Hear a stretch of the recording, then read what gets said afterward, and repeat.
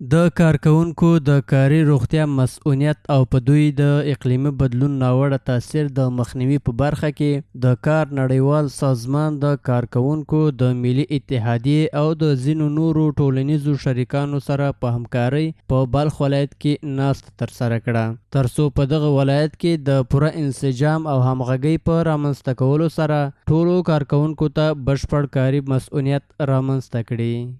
به تاکید از اینکه روز جهانی مسئولیت و صحت کار با شرکای اجتماعی خود اینجا تجلیل گرفتیم و همچنان روز کارگر که اول می در سر دنیا ایره تجلیل میکنن، ما ایره تجلیل گرفتیم که یادآور شویم که اهمیت تغییر اقلیم در ساحه کاری ما و شما و آلودگی هوا و محیط زیست در صحت کار صحت و مسئولیت کار خیلی اهمیت خود داره. کارگری که در فابریکه گفتم که استخدام میشه، کارفرما مجبور و مکلف است که برای او از نگاه تضمین مسئولیت ملی باید تامین بکنه.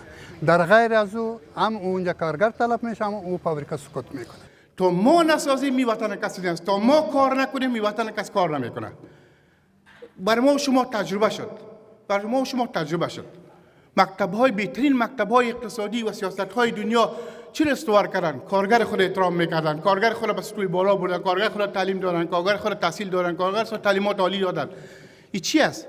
کشور خود ساختن. بین ما و شما هم کشور خود بسازیم، در پالی حکومت خود باشیم.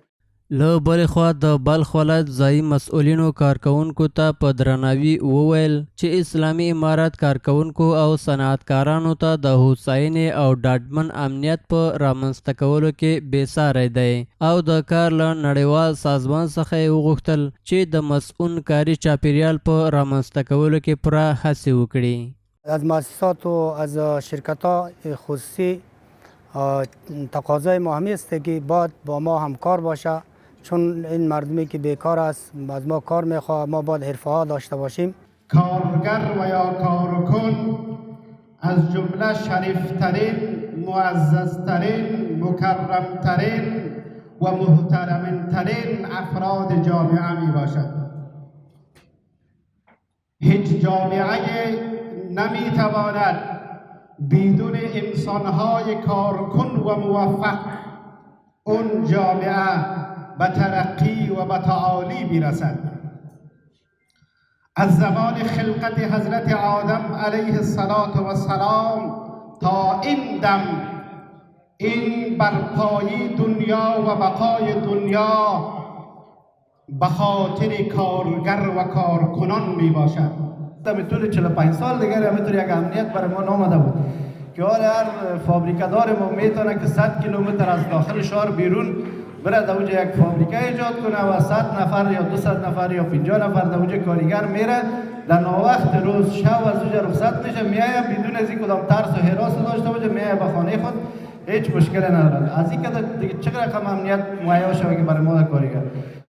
د کاري مسؤلیت نشتون او د اقلیمي بدلون ناوړه تاثیر یوه نړیواله او ګواښونکې مسئله ده چې د کار نړیوال سازمان د وروستي راپور پر بنسټ اوس مهال په ټوله نړۍ کې 2.4 میلیارده کارکوونکي د اقلیمي بدلون له امله د ګرمۍ له ګواښ سره مخ دي چې دا په دې وروستیو کلونو کې بېساری شمېر ګڼل کیږي.